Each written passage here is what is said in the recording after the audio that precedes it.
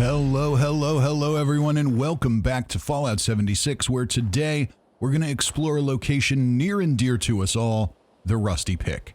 We visit this place often to see the Purveyor, but it's easy to overlook that it's an important set piece for Fallout 76's world building. Today we'll learn a little more about what was going on here before the war and how it tied into everything else that was happening in Appalachia. We'll start with a look around the outside of the building. One of the first things we'll notice is a stage set up on a flatbed truck. It's got a variety of instruments, speakers, some old tires put in place as either a barrier or as makeshift steps, and even some heads on spikes. This isn't a known raider location, so the heads seem a bit out of place, but hey, maybe there were some raiders hanging out here at some point after the war and we just don't know about it. It's here that we find our first note, Jesse White's Honky Tonk set list. It's dated October 22nd, presumably in 2077, just a day before the war. It lists a variety of titles, mostly fictional, but a few that exist in the real world. Songs like Soul of a Man, which was released in 1930 by Blind Willie Johnson, and The Wayfaring Stranger, which was popularized by many modern artists, but is a traditional folk song with origins dating back to the 19th century. Both of those songs could easily have existed within the Fallout universe as they originate to a time before the Fallout timeline and the real-world timeline split. Some of the others, like Snake Song, Carry My Body Down, Lead Me Home, and The Devil Is My Running Mate, were released later, after 1978, most of them in the 2000s. Maybe these songs existed as we know them in the Fallout universe, or maybe they're just little Easter eggs left by the developers who might be fans of the music. Also of note here is that the name Jesse White, the Dancin' Bandit, is in all likelihood a reference to Jesco White, a real-world performer from West Virginia often called the Dancing Outlaw. Jesco White's story is both interesting and troubling. If you're interested in learning about it, there are plenty of videos on YouTube you can find to tell you all about Jesco White. Most notably here, rather than being focused on singing and playing music, his act is mostly focused on his personality as an entertainer and his style of tap and clog dancing that's native to the Appalachia region. Just to give you a little bit of a visual of what might have been going on this flatbed truck the night before the war. It might not be exactly what you imagined. If we take some time to explore the roof, we find a couple of ammo boxes, a campfire, a duffel bag, and a corpse next to a sleeping bag covered in blood spatter. It's likely that at some point after the war, someone made their home up here, hoping that high ground would give them safety. It looks like their hope was misplaced. On the side of the building, we find a U-Minute vending machine that sells maps to various randomly placed treasures in the region. There are a few of these in the game, and using the maps gives you small miscellaneous quests that yield some relatively minor rewards, no pun intended. When we go inside, we find a pre-war holotape titled Join the Auto Miners Support Squad. Looking for a new career? Like working with your hands? Finding solutions to challenging problems? Fixing complex machinery in exciting environments? Then it's time you join the Hornwright Industrial Auto Miners Support Squads. We're looking for talented men and gals interested in earning good pay for hard work, keeping Hornwright Industrial's fleet of advanced auto mining robots active and kicking. Pop by the Hornwright recruitment booth in downtown Charleston and sign up today. Prior to the war, automation was the next big thing in Appalachia, and its mining companies were no exception. Companies like Hornwright were replacing human miners with robots, which led to skyrocketing unemployment and no small number of violent rebellions. With tapes like this, Hornwright was trying to recruit new employees, or even potentially existing ones, into new roles maintaining their robotic miners. There isn't much else on the upstairs level of the Rusty Pick, which is now inhabited by the Purveyor and her shop, but downstairs we find a little more. We see a desk with Mick Flanagan's terminal, which we'll get to in a moment. First, we should take a look at a note that can apparently no longer be found. It's called Clara Weber's diary.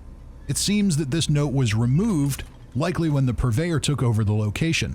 I remember reading it in the early days of Fallout 76, but that was long before I was making videos on YouTube or had even considered it, so I just didn't save the note. The note reads, Old tavern with a secret meeting hall built into the old mine access. This was a local watering hole used by the miners after their shifts, run by an older woman whose husband and sons were killed in a mining accident.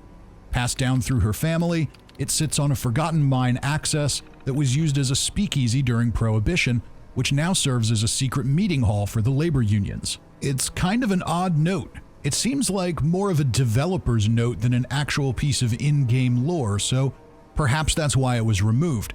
It's not clear if Clara Weber was the owner of the Rusty Pick, or if she was writing about the location. If so, why? Why would someone write a random diary entry and just leave it sitting out in the location they wrote it about? It's quite confusing from a storytelling perspective, which is why I think it was probably removed. My guess is that it was either never supposed to make the cut into the game at all, or that it was supposed to be rewritten and just never was. It's a bit of a shame that it's gone, as it provides some background information that isn't quite clear just from exploring the location itself. It also makes me wonder if maybe, assuming that Clara was the owner of the Rusty Pick, if that's the real identity of Mama Mumbles. It would potentially add up, and maybe that's why it was removed, either to preserve the mystery or to pull back the info until more is revealed at a later date. It's of course entirely possible that they aren't the same person at all, and that it was removed to prevent any incorrect assumptions from being made, like I just did. I guess time will tell, or not. Before we get to Mick Flanagan's terminal, let's move a bit deeper into the tunnel beneath the building. Here we'll see tons of old junk that's been gathered here, most of which wasn't here before the Purveyor moved in, including what looks like spare parts from Camden Park rides, an old Assaultron, the skeleton of a Vault-Tec University student in a wheelchair, and eventually we find a fenced-off area with a non-aggressive mole miner working inside. Perhaps this is one of Mama Mumble's employees, likely gathering junk, components, and other valuables from around Appalachia. Maybe it's one of the mole miner treasure hunters, just without all the extra baggage running around. This fenced-off area also essentially closes off the old underground meeting hall that we used to be able to see here. But on a barrel in front of the gate, we see another holotape titled, "Your Orders Arrived." Hello, Mick. I wanted to let you know I've procured those tools you and your boys were asking after, along with all the nails and safety equipment you could need. But we don't do deliveries. Bring the money to my place in Welch. You know where to find the Duchess. In case you're wondering, yes, that is the same Duchess who owns the Wayward near Flatwoods. She's been a character in the game since day one, but she left Appalachia following the war, so we didn't get to meet her until the Wastelanders update, when she returned to the region as a somehow more ethical entrepreneur than she once was. Maybe we'll take a deeper look at Duchess in a future video. So what's she talking about here? Tools, nails, safety equipment? Is she providing building supplies for Mick Flanagan? Maybe he's gonna build a better stage outside the Rusty Pick. Yeah, not so much. Going back and looking at his terminal, we can find out a lot more about what he was involved with and take a little tour around some of Appalachia in the process. Entry 1. The first layoffs hit Hornwright this week. 12 men, all with families. Some of them worked at the company for 10 years or more. No warning, no severance, it was all in the contract, you see. Hornwright reserves the right to terminate this agreement at any time without warning. It's kind of ironic how a bunch of stinking lawyers with pens could break the backs of miners with pickaxes. It happened so quickly, it took time to figure out the cause. Turns out they started bringing in robots from that newfangled AMS company that built Watoga. That means something needs to be done before we all lose our jobs. Entry 2. Finally had a chance to speak with O'Connor and Fletcher today. They've agreed to gather 20 miners each and meet back at the woods outside of Charleston. It's time to meet and figure out how we're going to fight Hornwright, AMS, and anyone else that threatens our way of life. I'm sensing that a few of the miners don't want to join the cause, but we'll make them change their mind. It's all of us or none of us. There's nothing in between. Entry 3. The plan's set. O'Connor's group is heading to Watoga to protest AMS, Fletcher's group will head to Charleston to flip the finger at Hornwright, and my group is going to slow down the works at the Rockhound on Mount Blair. We'll shout, We'll hold signs, and we won't swing a single pick until they're willing to talk to us. We got Sam Blackwell waiting in the wings to give us a hand if the companies are willing to talk. I only hope we can keep our people in line. I'm hearing some folks talking about going further than just protesting. Entry 4. 2 of the folks from my group got arrested last night for throwing rotten vegetables at Penny Hornwright's limo. Cops said some bullcrap about assault, but how can you hurt someone with a tomato? We tried to put a call into Sam Blackwell since he knows the legal mumbo-jumbo, but he suddenly isn't answering any of our calls. When I finally got through to his secretary, she said she hadn't seen him in days. I hope this isn't a trick that AMS or Hornwright cooked up to weaken our side. Of course, we know where Sam Blackwell went. He disappeared into hiding because he feared that the Enclave had decided to kill him or even his daughter.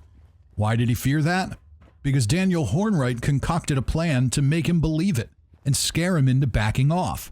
And back off he did, all the way to a secret bunker where he'd stay until well after the bombs fell. I won't go into all of that here because I've already taken a very deep dive into the story of Sam Blackwell, but if you haven't seen that yet, I'll put a link to it at the end of this video. This is a great example of the original Fallout 76 storytelling method. Lots of small, seemingly disparate stories that all weave together to paint a picture of a deep, detailed world that just happened to die before you arrived in it. A picture of a world where humanity went to war against nature and against radioactive monsters. A war won by those radioactive monsters because humanity just couldn't resist its self-destructive urge to go to war against itself at the same time. Let's get back to Mick Flanagan. Entry 5. Fletcher's entire group was arrested last night for trespassing on Hornwright property, and he got canned. Somehow the property line for the mine mysteriously moved 100 feet outwards overnight, and the miners didn't know they were standing on private land. That son of a bitch of a CEO, Daniel Hornwright, waited until Blackwell skipped out on us to pull this stunt. So, likes to play dirty? Okay, fine. We'll play dirty. Let's see how he likes it when we take some shovels to his damn auto miners. If we visit Hornwright HQ, we can also see Daniel Hornwright's terminal, where there's an entry about these very events. Shafter Lane was overrun by protesters today, carrying signs like cudgels, fighting their way onto the site to express their right to assemble by trespassing on my land and shutting down my business. But this time was different. This time, the men who I gave cudgels to drive off such rabble put them down and walked off the job, joining the protest. At least the protesters are loyal to something. Penny was forced to scramble to bring in some independent contractors to restore order. I know she loathes such work, but I felt it was important she do it. She needs to be toughened up if she's ever going to take this position for herself. But lesson learned. I'd like to avoid putting her through anything like that again. Our work with Robco has already yielded plenty of fruit for the auto miners. I wonder if they'd be interested in another venture. Something to prevent little Penny from having to hire more strikebreakers. If we explore the Ash Heap region, we can see that Robco was in fact interested in another venture. Particularly in the once populated towns and cities in the region, we see Protectrons, Gutsies, and iBots all designated as strikebreaker robots. They carry special dialogue options to support their specialized roles as well. These robots didn't just cause trouble for miners and strikers, they're also now a danger to everyone else who might still be alive. Let's get back again to Mick Flanagan. Entry 6. Word came in from Welch that a bunch of veins of ultracite peeked out their nasty mugs after a ground shaker 2 days ago. Lost half my team when they ran home to start grabbing whatever they could. Not even 12 hours after the frenzy, AMS goon squads moved in ready to demolish houses to get at their property. People were none too pleased.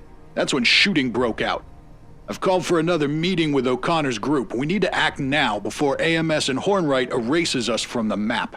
The town of Welch was destroyed when veins of ultracite, an unnatural ore that occurred based on using radioactive mining techniques, began popping up under the town. In order to squeeze every possible drop of cash they could out of the region, AMS ransacked the town, claiming ownership of all of it in order to mine the toxic ore. According to Mick Flanagan, that turned what were already tense, semi-violent protests into an all-out shooting war between the miners and the corporations, a war in which the miners were certainly outgunned. Entry 7. We've decided to split into 2 groups again. I'm taking my group to capture the Rockhound on Mount Blair, and O'Connor will take his to Bramwell to blow their mega mansions sky high.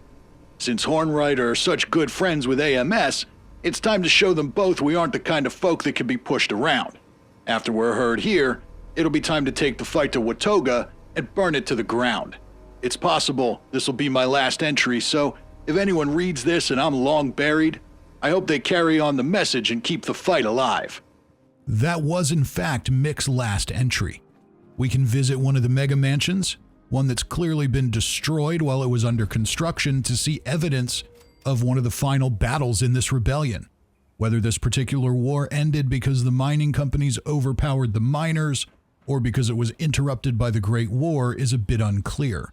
It's probably a combination of the two. We can also get a little more potential insight from a security terminal near Garahan Mining headquarters. Log entry 10-3-2077. We're at Code Red status today. Some of the ex-miners got bold, stole some blasting explosives, and took down one of the mega mansions at Bramwell. There are at least 2 people dead and several wounded. We've got fully armed guards at the front of the headquarters, and I heard that the military may be on its way. We have full authorization to shoot any of these rioters on sight. This is getting really bad really fast. These miners have lost their minds. Between what's going on around here and what's going on in Alaska, I'd say the whole world's going straight to hell. This helps us get a little more of a timeline for these events and supports the idea that the rebellion was probably ended by the war, with this entry occurring just 20 days before the bombs fell.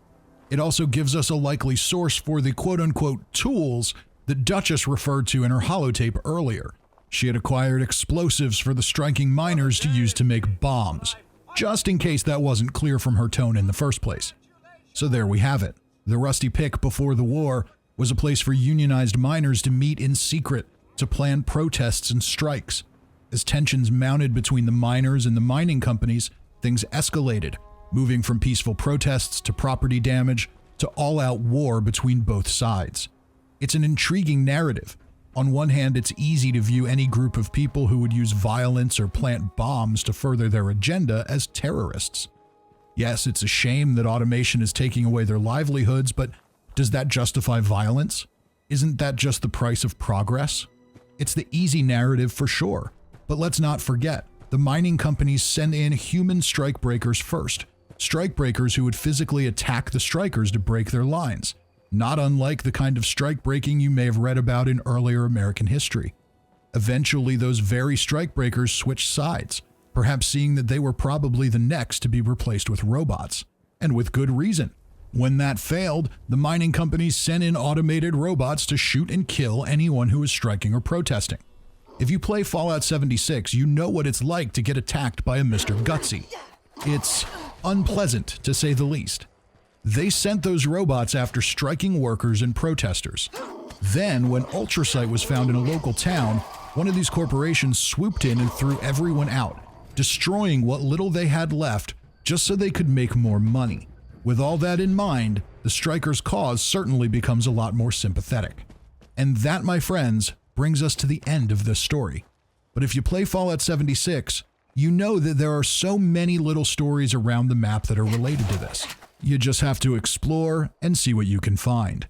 As always, if you enjoyed this and you want to see more, go ahead and subscribe, hit the like button, leave a comment.